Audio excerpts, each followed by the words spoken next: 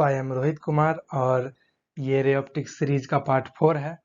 और यहाँ से हम लोग स्टार्ट करेंगे रे ऑप्टिक्स का जो दूसरा फेनोमेनन है, रिफ्रैक्शन को। तो चलिए हम लोग रिफ्रैक्शन को स्टार्ट करते हैं। तो मैंने आपको पार्ट 1 में ही बताया था कि जब भी लाइट रे किसी दो मीडियम के सरफेस पे फॉल करती हैं तो तीन तरह के फेनोमेनन ही हो सकते हैं। आइदर उसी सरफेस पे एब्जॉर्ब हो जाए लाइट रे, या फिर रिफ्लेक्शन और ट्रांसमिशन हो। तो रिफ्लेक्शन वाले टॉपिक को अभी तक हम लोग कवर कर रहे थे और वो ख़त्म हो चुका है। और अब हम लोग देखेंगे ट्रांसमिशन वाले टॉपिक को, जिसको रे ऑप्टिक्स में हम लोग जनरली रिफ्रैक्शन ही बोलेंगे। तो चलिए स्टार्ट करते हैं। सबसे पहले एक normal day to day life example. तो जब भी हम लोग किसी पेन या फिर किसी लीनियर ऑब्जेक्ट को पानी के ग्लास, ट्रांसपेरेंट ग्लास में डिप करते हैं, तो वो हमें सरफेस के जस्ट बाद थोड़ा सा बेंड हुआ दिखाई पड़ता है और थोड़ा सा कभी कभी इनलार्ज भी दिखाई देता है, अगर सिग्निफिकेंट थिकनेस है उस पेन या फिर उस लीनियर मटेरियल का। तो इसको सबसे पहले एनालाइज करते हैं। तो इसमें ये हो तो बेसिक फंडामेंटल थ्योरी ये है कि जब भी लाइट रे अपना मीडियम चेंज करती है तो मीडियम चेंज होते ही उसका स्पीड भी, ट्रेवलिंग स्पीड भी चेंज हो जाता है। और जैसे ही ट्रेवलिंग स्पीड चेंज होता है उसके डायरेक्शन में थोड़ा सा अंतर आ जाता है। तो इसी बेसिक प्रिंसिपल पे बेस्ड है पूरा रिफ्रैक्शन। तो इस एग्जाम्पल में ये होता है कि जैसे ही हम लोग पेन को डिप करते हैं तो वो पेन सरफेस के जस्ट बाद बेंड हो जाता है। हमें बेंड हो रियलिटी में नहीं हो जाता है, लेकिन हमें ऐसा देखने पे लगता है कि वो बेंड हो गया है। तो अगर मान के चलिए कि मीडियम यूनिफॉर्म होता, वहाँ पे पानी नहीं होता, स्ट्रेट होता, तब तो हमें पेन स्ट्रेट ही दिखाई देता। लेकिन जैसे ही मीडियम चेंज हुआ पानी के बाद, तो वहाँ पे लाइट का स्पीड स्लो हो गया या फिर फास्ट हो गया, वो आगे हम लोग डिस्कस करेंगे क्या होता है। लेकिन जैसे ही मीडियम चेंज हुआ तो लाइट का स्पीड चेंज हुआ और वहाँ पे लाइट का डायरेक्शन भी चेंज हो गया। और जो फाइनल जो पोजीशन है इमेज फॉर्मेशन का, वो चेंज हो गया। तो इसीलिए हमें वो पेन नए पोजीशन पे दिखा और वो थोड़ा सा मुड़ा हुआ होगा। तो यही बेसिक प्रिंसिपल है इसके पीछे। तो हम लोग इस एग्जाम्पल के बाद अब जेन्यून थ्योरेटिकल पार्ट पे आ जाते हैं। तो जैसा कि मैंने आपको बताया कि मीडियम चेंज होते ही लाइट का स्पीड चेंज हो जाता है।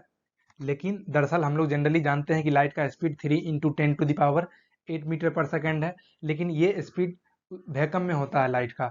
और किसी भी दूसरे मीडियम को आप ले लीजिए जो कि वैक्यूम के अलावा कोई दूसरा मीडियम है, तो उसमें हर समय लाइट का स्पीड 3 × 10⁸ मीटर पर सेकेंड से कम ही होगा।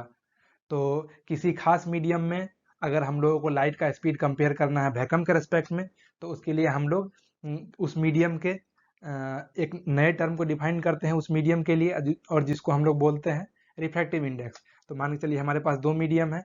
ये जो ऊपर वाला मीडियम है वो वैक्यूम है, और नीचे वाला मीडियम कोई एब्स्ट्रैक्ट मीडियम है जिसके लिए हमें रिफ्रैक्टिव इंडेक्स को रिकॉग्नाइज करना है। तो जैसे ही हम लोग लाइट को ट्रेवल करवाएंगे वैक्यूम से दूसरे मीडियम में, तो ऑब्वियसली उसके स्पीड में चेंज आएगा और हेंस उसके डायरेक्शन में भी चेंज आएगा। तो लेट से हम लोग वैक्यूम में लाइट के स्पीड को सी से रिप्रेजेंट करते हैं और उस मीडियम में लाइट के स्पीड को भी बोल देते हैं। तो जो रिफ्रैक्टिव इंडेक्स होगा उसको हम लोग म्यू, ग्रीक वर्ड म्यू से भी रिप्रेजेंट करेंगे, और उसका डेफिनेशन होगा C/V मीडियम। तो ये म्यू, ये जो मीडियम है आपको नीचे वाला, इस खास मीडियम का रिफ्रैक्टिव इंडेक्स कहलाएगा। और ये कंपैरिजन है दोनों लाइट के बीच में। और मैंने आपको बताया कि मीडियम में जो स्पीड है लाइट का वो 3 × 10⁸ मीटर पर सेकेंड से हर समय कम ही होगा, क्योंकि वैक्यूम में उसका लाइट उतना स्पीड उतना है। तो जो हमारा म्यू है वो भी हर समय 1 से बड़ा ही होगा। In every possible case mu का जो वैल्यू है वो 1 से बड़ा ही होगा। और अगर हायर स्टडीज में थोड़ा सा जाएं तो आपको मैं बता दूं कि जो चेंज आता है स्पीड में वो दो स्पेशल टर्म्स के कारण आता है, दो स्पेशल फंडामेंटल प्रॉपर्टी के कारण आता है, जिसको हम लोग बोलते हैं परमिएबिलिटी और परमिटिविटी। तो जनरली लाइट का जो फॉर्मूला होता है लाइट ऑफ स्पीड का, वो यही होता है 1/√μ0 E0, या फिर उस मीडियम में μm/em। तो उसको जब हम लोग डिवाइड कर करके सॉल्व करेंगे तो वो जो फार्मूला फाइनली निकल के आएगा म्यू का, वो होगा √μr/r। और इसी को हम लोग रिफ्रैक्टिव इंडेक्स उस खास मीडियम का बोलते हैं। तो रिफ्रैक्टिव इंडेक्स के डेफिनेशन को देखने के बाद अब हम लोग लॉज ऑफ रिफ्रैक्शन को देख लेते हैं। ये बिल्कुल उसी तरह से है जिस तरह से लॉज ऑफ रिफ्लेक्शन था रिफ्लेक्शन वाले टॉपिक में। तो सबसे पहले ये जो हमारा अभी कॉमन एरिया है ये मीडियम 1 है, और अभी अभी जो मैंने इंट्रोड्यूस किया ये मीडियम 2 है। ये दोनों अलग अलग मीडियम है। तो सबसे पहले नॉर्मल को इंट्रोड्यूस करते हैं जो कि हर जगह आता है। तो ये हमारा नॉर्मल, और नॉर्मल का जो वेक्टोरियल डायरेक्शन है उसको हम लोग एन कैप से रिप्रेजेंट करेंगे। और अब हम लोग जैसे ही इंसिडेंट रे को फॉल करवाएंगे दोनों मीडियम के बाउंड्री पे, तो वो उस बाउंड्री के बाद बेंड हो जाएगा। इस केस में वो नॉर्मल की तरफ बेंड हो रहा है, लेकिन वो नॉर्मल से दूर भी बेंड हो सकता है। तो कहाँ पे किस तरह का बेंड होगा ये हम लोग आगे जानेंगे। लेकिन यहाँ पे सबसे जो इंसिडेंट रे का वेक्टोरियल डायरेक्शन है उसको हम लोग आई कैप से रिप्रेजेंट करेंगे, और रिफ्रैक्टेड रे का जो वेक्टोरियल डायरेक्शन है उसको हम लोग आर कैप से रिप्रेजेंट करेंगे। और जो एंगल है, angle of incidence incident ray और नॉर्मल के बीच, उसको हम लोग आई बोलेंगे। और जो एंगल ऑफ रिफ्रैक्शन है नॉर्मल और रिफ्रैक्टेड रे के बीच, उसको हम लोग आर बोलेंगे। तो जो पहला लॉ है वो ये है कि जो हमारा इंसिडेंट रे है, इंसिडेंट रे, नॉर्मल और जो रिफ्रैक्टेड रे है, ये तीनों एक ही प्लेन में लाई करेगा। ये लिंग्विस्टिक लॉ है, मतलब लैंग्वेज में जो हम लोग उसको बोलेंगे वो। लेकिन अगर हम लोग उसको मैथमेटिकली देखें तो मैथ वाले स्टूडेंट को पता ही होगा शायद कि जो अगर तीन वेक्टर एक ही प्लेन में है तो उसको हम लोग बॉक्स प्रोडक्ट उसका जीरो से रिप्रेजेंट करते हैं। मतलब अगर तीनों वेक्टर को प्लेनर है, एक ही प्लेन में है, तो उसमें से दो वेक्टर का क्रॉस प्रोडक्ट और उसको अगर डॉट लेंगे हम किसी तीसरे से, तो वो जीरो उसका रिजल्टेंट आएगा। और उसको हम लोग इस तरह से रिप्रेजेंट करते हैं कि बॉक्स प्रोडक्ट ऑफ तीनों vector I cap, N cap and R cap वो जीरो होगा। तो ये तो मैथमेटिकल है। ये मैंने आपको रिफ्लेक्शन वाले केस में भी इसी तरह से बताया था। लेकिन अगर हम लोग लॉ की बात करें तो वो लॉ जनरली ये है कि इंसिडेंट रे, नॉर्मल रे और रिफ्रैक्टेड रे, ये तीनों एक ही प्लेन में लाई करते हैं। तो जो हमारा दूसरा लॉ है वो उसको जानने से पहले जो हम लोग अभी जस्ट रिफ्रैक्टिव इंडेक्स को इंट्रोड्यूस किया था हम लोगों ने, तो जो बाहर वाला मीडियम है मीडियम वन, उसका रिफ्रैक्टिव इंडेक्स हम लोग म्यू वन मान लेते हैं। और जो मीडियम मैंने इंट्रोड्यूस किया था बाद में, मीडियम टू, उसका रिफ्रैक्टिव इंडेक्स हम लोग म्यू टू मान लेते हैं। तो उसको दूसरे वाले लॉ को हम लोग स्नेल्स लॉ भी बोलते हैं। और वो स्नेल्स लॉ ये बताता है कि जो साइन आई है, मतलब sine of angle of incidence, उसका ratio sine of angle of refraction वो हर समय कांस्टेंट ही आएगा। दो अगर मीडियम अगर प्रॉपर है, दो अलग अलग मीडियम, दो अलग अलग यूनिफॉर्म मीडियम, तो उस खास केस में वो हर समय कांस्टेंट ही आएगा। चाहे आप एंगल कितना भी चेंज कीजिए, दोनों का जो एंगल ऑफ इंसिडेंस और रिफ्रैक्शन का जो साइन का रेशियो होगा वो हर समय सेम ही आएगा। और दरअसल यही उस दोनों मीडियम के बीच का रिफ्रैक्टिव इंडेक्स है। तो यहाँ पे ये जो रिफ्रैक्टिव इंडेक्स है, ये दोनों का रिलेटिव रिफ्रैक्टिव इंडेक्स है। जो अभी हम लोगों ने रिफ्रैक्टिव इंडेक्स को डिस्कस किया था वो वैक्यूम के रेस्पेक्ट में था। तो ये जो म्यू टू आपको दिख रहा है ये तो मीडियम टू का वैक्यूम के रेस्पेक्ट में है, और म्यू वन जो आपको दिख रहा है ये मीडियम वन का वैक्यूम के रेस्पेक्ट में है। लेकिन उसको हम लोग फिजिक्स रे ऑप्टिक्स टॉपिक में इस तरह से भी रिप्रेजेंट करेंगे कि दो मीडियम टू और मीडियम वन का जो रिफ्रैक्टिव इंडेक्स रिलेटिव है वो म्यू टू वन है। तो इसको हम लोग इस तरह से रीड करेंगे म्यू टू वन को कि refractive index of medium two with respect to one. और यहीं पे अगर ये म्यू वन टू होता तो उसको हम लोग इस तरह से रीड करते refractive index of medium one with respect to medium two, और यहाँ पे हम लोग लिखते हैं mu one upon mu two. तो यही स्नेल्स लॉ और दोनों लॉज है रिफ्रैक्शन का। तो स्नेल्स लॉ को एक और तरीके से मैं आपको रिप्रेजेंट करके बताता हूँ कि जैसे कि मैंने अभी आपको बताया कि sine I upon sine R वो कांस्टेंट होता है और वो mu two upon mu one के बराबर होता है। तो जैसे ही हम लोग उसको क्रॉस मल्टीप्लाई करेंगे तो म्यू वन इंटू साइन आई, अब हम लोग साइन आई को इस तरह से भी लिख सकते हैं। ये मैथ वेक्टर में क्रॉस प्रोडक्ट में आपको बिल्कुल पता ही होगा जेई वाले बच्चों को कि ये जो I unit vector I cap cross N cap है, ये साइन आई देगा हमारे को, और ये जो R cap cross N cap है वो साइन आर देगा। तो इसको इस तरह से रिप्रेजेंट कर सकते हैं mu one into I cap into cross N cap is equal to mu two into R cap cross N cap. तो जैसा कि मैंने आपको बताया कि रिफ्रैक्शन होने के बाद लाइट रे नॉर्मल के तरफ भी बेंड हो सकती हैं और नॉर्मल से दूर भी बेंड हो सकती हैं। तो ये टोटली डिपेंड करता है दोनों मीडियम के नेचर पे कि एक मीडियम दूसरे मीडियम के रेस्पेक्ट में कितना डेंस और कितना रेयरर है। तो सबसे पहले हमारा ये सेटअप, जो बाहर वाला मीडियम है वो मीडियम वन है, और जो हम लोगों ने इंट्रोड्यूस किया हुआ है मीडियम टू। और मीडियम वन का रिफ्रैक्टिव इंडेक्स म्यू वन और मीडियम टू का रिफ्रैक्टिव इंडेक्स म्यू टू। तो ये हमारा इंसिडेंट रे, और अभी बिना रिफ्रैक्शन के वो स्ट्रेट लाइन में ट्रेवल करेगा। लेकिन हम लोग सबसे पहले उस केस को देखते हैं जिस केस में रिफ्रैक्टेड रे नॉर्मल की तरफ बेंड होंगी। तो वो केस ये है, अभी हम लोग सिर्फ मीडियम टू के रेस्पेक्ट में बात कर रहे हैं, मतलब डेंसर मीडियम अगर बोल रहे हैं तो हमारा मीडियम टू डेंसर है। तो केस 1 में अगर हमारा मीडियम 2 डेंसर है तो ये एक सबसे पहले बहुत इंपॉर्टेंट फैक्ट जान लीजिए कि जैसे ही डेंसिटी बढ़ेगा तो उस खास मीडियम का म्यू भी बढ़ेगा। मतलब म्यू 2 डेंसर है तो म्यू 2 का वैल्यू म्यू 1 से ज़्यादा होगा। इसका मतलब डेंसर मीडियम म्यू 2, इसका मतलब mu 2 is greater than mu 1। तो इस केस में जो हमारा रिफ्रैक्टेड रे है वो नॉर्मल के तरफ बेंड होगा। और इसको अगर हम लोग समझने की कोशिश करें स्नेल्स लॉ से, तो दोनों के बीच में बैलेंसिंग है, मतलब दोनों इक्वल है। इसका मतलब म्यू 1 साइन आई टर्म अगर हमारा पहले से कांस्टेंट है, तो जैसे ही हम लोग म्यू 2 को बढ़ाएंगे, चूंकि डेंसिटी बढ़ रहा है तो ऑब्वियसली म्यू 2 बढ़ेगा। तो जैसे ही म्यू 2 बढ़ेगा तो इस कॉन्स्टेंसी को मेंटेन करने के लिए जो साइन आर का वैल्यू है वो घटेगा। और जेई वाले बच्चों को क्लियरली पता होगा कि साइन का जो फंक्शन है वो इंक्रीजिंग होता है मिड 1 में, क्वाड्रेंट 1 में। तो इंक्रीजिंग का मतलब है कि अगर आर छोटा होगा तो साइन आर भी छोटा होगा, और अगर आर बड़ा होगा तो साइन आर भी बड़ा होगा। तो जैसे ही हम लोगों ने साइन आर का वैल्यू घटाया तो आर का वैल्यू भी घट गया, और जैसे ही आर का वैल्यू घट गया तो आर का वैल्यू घटते ही वो नॉर्मल की तरफ बेंड हो जाएगा। तो इसको इस तरह से हम लोगों ने स्नेल्स लॉ के हेल्प से समझा, तो ये नॉर्मल की तरफ बेंड हो जाएगा। अब केस 2 देखते हैं।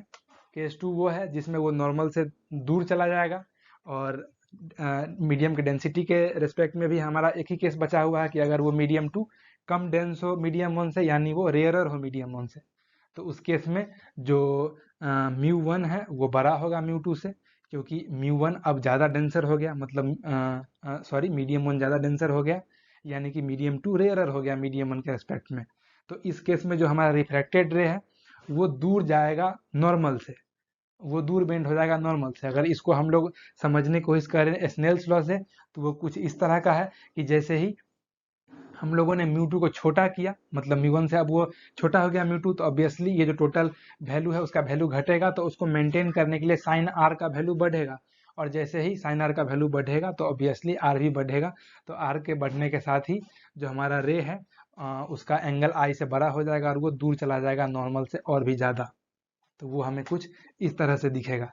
अब मैं लास्ट में आपको एक स्पेशल फैक्ट बता देता हूँ। ये बहुत इंपॉर्टेंट फैक्ट है, NEET JEE advance JEE mains कहीं भी डायरेक्ट आपसे पूछा जा सकता है। तो इसको बिल्कुल अच्छे से ध्यान में रखिए कि जो हमारा रिफ्रैक्टिव इंडेक्स है वो फ्रीक्वेंसी, जो हमारा मीडियम चेंज होने पे लाइट के फ्रीक्वेंसी में कोई अंतर नहीं आता है। वेव वाले पोर्शन में आप लोगों ने जरूर पढ़ा होगा कि वेलोसिटी ऑफ लाइट या फिर किसी भी वेव के वेलोसिटी को हम लोग एन लेमडा से डिनोट करते हैं। एन यहाँ पे फ्रीक्वेंसी है और लेमडा वेव लेंथ है। तो v1 को हम लोग लिखेंगे एन लेमडा 1 और v2 को लिखेंगे एन लेमडा 2। और यही रिफ्रैक्टिव इंडेक्स भी आप लोगों को पता ही है, रिफ्रैक्टिव इंडेक्स 1/c होता है। मतलब वो वेलोसिटी का इन्वर्सली प्रोपोर्शनल है। तो इसका मतलब म्यू 2 अपॉन म्यू 1 को हम लोग लिख देंगे v1 अपॉन v2, और v1 को हम लोग लिखेंगे एन लेमडा 1 और इसको हम लोग लिखेंगे एन लेमडा 2। तो यहाँ पे आप लोगों को क्लियरली मैंने आपको जैसे बताया कि फ्रीक्वेंसी चेंज नहीं होता है मीडियम के चेंज होने पे, तो दोनों फ्रीक्वेंसी आपस में कैंसल हो जाएगा, और ये बस डिपेंड करेगा, मतलब sine I upon sine R जो हो जाएगा वो हो जाएगा लेमडा 1 अपॉन लेमडा 2। तो इसको ध्यान में रखें। और एक और यहाँ से जो कैच निकल करके आता है वो ये है कि जो रिफ्रैक्टिव इंडेक्स म्यू है हमारा वो इन्वर्सली प्रोपोर्शनल हो जाएगा 1/λ के, क्योंकि वो तो 1/v के इन्वर्सली प्रोपोर्शनल है। लेकिन जैसा कि मैंने आपको बताया कि यहाँ पे जो n होगा, जिसको v को हम लोग एन लेमडा बोलते हैं, तो ये तो बिल्कुल कांस्टेंट होगा। तो फाइनली जो हम लोग गेन करेंगे वो गेन करेंगे mu is directly proportional to 1/λ wavelength, या फिर इन्वर्सली प्रोपोर्शनल टू वेवलेंथ। और इसी को हम लोग फिजिक्स में बोलते हैं कॉचीज थ्योरम। इसको हम लोग कॉची थ्योरम बोलते हैं। डायरेक्ट परसेप्शन वाले सवाल भी आपसे पूछे जा सकते हैं वेवलेंथ के टर्म्स में। तो ये स्पेशल फैक्ट है, इसको बिल्कुल ध्यान में रखिए, ये कहीं भी आपको सडनली काम दे सकता है। तो अब हम लोग एक स्पेशल टर्म को देख लेते हैं, नाम है उसका क्रिटिकल एंगल। तो रिफ्रैक्शन के केस में हम इसको ऑब्टेन करेंगे।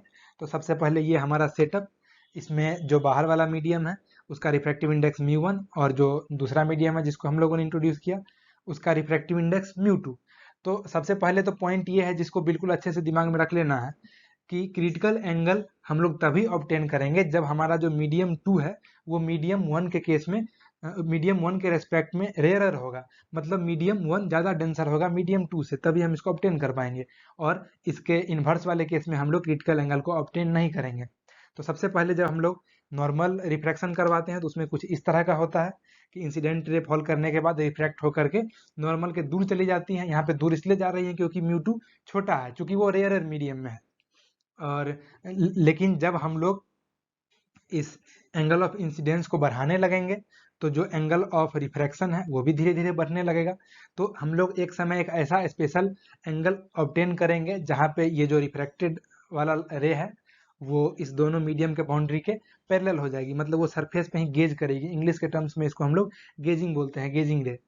तो अब हम लोग वही करते हैं। तो जैसे ही हम लोगों ने एंगल बढ़ा करके एक सर्टेन एंगल पे पहुंचे तो वहां पर हम लोगों ने ऑब्टेन किया एक ऐसा एंगल जिसके लिए जो रिफ्रैक्टेड रे है दरअसल वो सरफेस पे ही गेज करेगी। तो इसके लिए हम लोग फार्मूला भी ड्राइव कर लेते हैं जल्दी से। तो सबसे पहले तो इस एंगल ऑफ इंसिडेंस का नाम रख देते हैं हम लोग थीटा सी, क्योंकि ये क्रिटिकल एंगल है, थीटा क्रिटिकल है। तो उसका जो फार्मूला फाइनली निकलेगा वो होगा साइन इनवर्स म्यू2 अपॉन म्यू1। और स्नेल्स लॉ से बिल्कुल ये आसानी से डिराइव हो जाता है। स्नेल्स लॉ को अगर हम लोग यहाँ पे यूज करें तो कुछ इस तरह का होगा, म्यू1 sine theta C is equals to म्यू2 साइन 90 डिग्री, क्योंकि अब जो रिफ्रैक्टेड रे है वो नॉर्मल से 90 डिग्री का एंगल बना रही है। और उसी को जब हम लोग सॉल्व करेंगे तो हमारे पास ये फॉर्मूला निकल करके आएगा। अब मैंने आपको स्टार्टिंग में बताया था कि जो रिवर्स वाला केस है उसमें नहीं पॉसिबल है, उसको एक बार मैथमेटिकली भी देख लेते हैं। वो इसलिए है क्योंकि जो मैथ वाले जेई वाले बच्चे जानते होंगे इसको, क्योंकि साइन इनवर्स के डोमेन में जो भी हम लोग यूज करेंगे जिस भी नंबर को, वो -1 से 1 के बीच में ही होना चाहिए। मतलब म्यू2 को हर समय म्यू1 से छोटा ही होना पड़ेगा, नहीं तो वो जो टर्म है वो 1 से बड़ा हो जाएगा। इसलिए जो रिवर्स वाला केस है जिसमें कि म्यू1 छोटा है म्यू2 से, उसमें हम लोग इस फेनोमेनन को ऑब्जर्व नहीं करेंगे। तो अब आगे हम लोग वो भी केस देखते हैं जिसमें कि थीटा सी से बड़ा करेंगे एंगल, तब क्या होगा। तो जैसे ही हम लोग एंगल को थीटा सी से बड़ा करेंगे तो ये तो अभी थीटा सी है, लेकिन जैसे ही इससे अभी हम लोग इसको एंगल को बड़ा करेंगे तो वो रिफ्लेक्शन वाला प्रॉपर्टी स्टार्ट हो जाएगा। दरअसल यहाँ पे हो ये रहा है कि इससे इससे पहले जो रिफ्लेक्शन, देखिए हर समय रिफ्लेक्शन और रिफ्रैक्शन हर समय साथ में ही होते रहता है, लेकिन थीटा सी से कम होने पे क्या हो रहा है कि रिफ्लेक्शन वाला प्रॉपर्टी डोमिनेट कर रहा है। थीटा सी पे जाने पे दोनों बराबर हो जा रहा है, एक दूसरे काउंटर कर दे रहा है, तो हम लोगों को वो गेजिंग रे मिल रही है। और जैसे ही हम लोग थीटा सी से एंगल को बड़ा करेंगे तो अब रिफ्लेक्शन वाला प्रॉपर्टी डोमिनेट करेगा, और तब हम लोगों को रे जो है सो वो रिफ्लेक्टेड होती हुई दिखाई देगी। तो ऑब्वियसली थीटा सी से जब हम लोग बड़ा करेंगे तो इसको हम लोग रिफ्लेक्शन वाला ऑब्टेन करेंगे प्रॉपर्टी। और इस टर्म को हम लोग बोलते हैं टोटल इंटरनल रिफ्लेक्शन। ये बहुत इंपॉर्टेंट है, रेगुलर सवाल आते हैं इस पे, जेई नीट एडवांस हर जगह। और 2-3 रियल लाइफ ऑब्जर्वेशन भी है इसका, जैसे कि लूमिंग है और आपको मिराज है। लूमिंग जैसे कि सड़क पे आपको वो पानी जैसा दिखता होगा गर्मी के मौसम में, जबकि वहाँ पे पानी नहीं रहता है। और मिराज जहाँ पे हम लोगों को चीजें आसमान में उल्टी दिखाई देने लगती हैं, तो वो सब जीके के जैसा है, उसका कोई खास यूज नहीं है जेई नीट और इन सबों के क्वेश्चन को सॉल्व करने के लिए। तो उसको हम यहाँ पे डिटेल से डिस्कस नहीं करेंगे। लेकिन इसका जो एक स्पेशल एप्लीकेशन है उसका नाम है ऑप्टिकल फाइबर। ये एक न्यू टेक्नोलॉजी है जो कि टोटल इंटरनल रिफ्लेक्शन के फेनोमेनन को यूज करके ही अपना वर्क करती है। तो उसको जानना जरूरी है क्योंकि रेगुलरली उस पर सवाल आए हैं। जो जेई मेंस हो रहा है एनटीए के द्वारा, उसमें कंटिन्यूअस पूछा गया है इस टॉपिक से सवाल को, और एडवांस में भी 2020 में पूछा गया था। तो इसलिए इस पे एक सवाल करना बहुत जरूरी है, तो हम लोग सवाल के द्वारा ही देखेंगे ऑप्टिकल फाइबर कैसे वर्क करता है और कैसे उसमें टोटल इंटरनल रिफ्लेक्शन का यूज होता है। तो क्वेश्चन कुछ इस तरह का है कि हमारे पास एक ऑप्टिकल फाइबर दिया गया है लेंथ 2 मीटर का, उसका डायमीटर दिया हुआ है 20 माइक्रोमीटर, और जो एंगल ऑफ इंसिडेंस है इंसिडेंट रे का वो भी दिया हुआ है 40 डिग्री। और हमसे पूछा गया है कि टोटल नंबर ऑफ रिफ्लेक्शन जो परफॉर्म करेगी उस ऑप्टिकल फाइबर के अंदर वो इंसिडेंट रे, वो बताइए। हमारे पास रिफ्रैक्टिव इंडेक्स दिया हुआ है और कुछ एडिशनल डाटा भी दिया हुआ है। तो सबसे पहले हम लोग इसका वर्किंग समझ लेते हैं।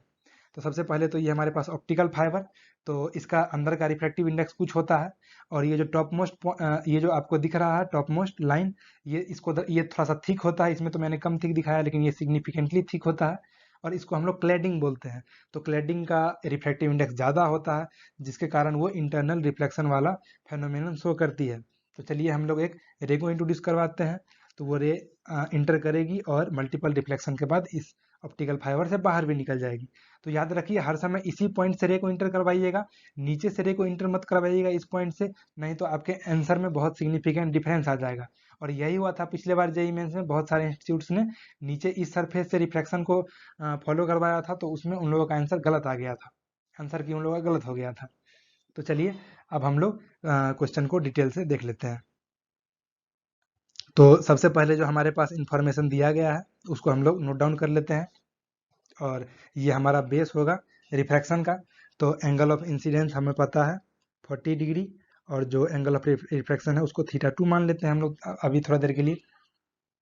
तो आप लोगों को दिख रहा होगा कि एक रिफ्लेक्शन के लिए हम लोगों को इतना लेंथ चाहिए, मतलब इतने लेंथ में एक रिफ्लेक्शन होगा।